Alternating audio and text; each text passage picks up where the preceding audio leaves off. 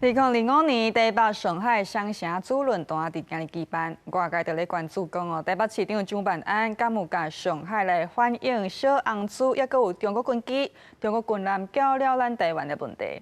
蒋万安是跟咱讲，有甲因呼吁，希望台湾海峡欢迎甲和平。 双方互相送礼物，分别是纪念色盘甲艺术之名。台北市长蒋万安甲上海市长龚正握手小招门。龚正讲，蒋万安是上海老朋友，蒋万安是表示，这回日到上海，就像坐高铁到高雄，只要有心，双城距离会当真近。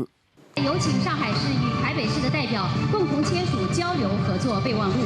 红地戏主论大场场，双方今年针对水地理甲职业培训签订 MOU。蒋万安致辞强调，接触比比触好，了解比误解好，对话比对抗好，互动比冲突好。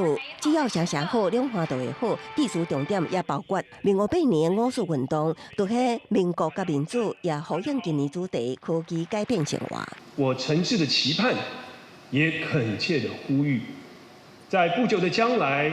当大家谈论到台湾海峡的时候，想到的不再是波涛与呼啸，而是和平与繁荣。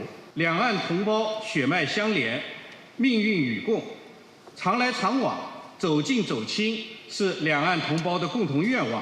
只要我们和衷共济，共同奋斗，就一定能够共创中华民族伟大复兴的美好未来。 另外，机关批评蒋万安对强军交代，咱国民族去中国失联结点点，和蒋正食豆腐对外界关注蒋万安敢是向上海反映小红车甲强机了台等问题。蒋万安只强调，有呼吁希望台湾海峡未阁有化休甲风险。会后接受访问时，阁较3摆表示希望双城论坛会当继续办落去。 我们透过维持15年来，今年第16届的双城论坛，持续针对很多的市政议题。 彼此接近，相互交流。我们也很希望双城论坛能够持续这样的精神办下去。蒋万安高峰论坛第二了后，加上海市长龚正简单的食中昼饭了后，就启程返台。由副市长林奕华带领的组团下到去上海东园参访，向鸟行什么时阵来台真受关注。有关于小熊猫的部分呢，都还算非常的顺利哦。那我们是希望。 如果一切顺利，可以在明年的2月左右就可以到我们台北动物园。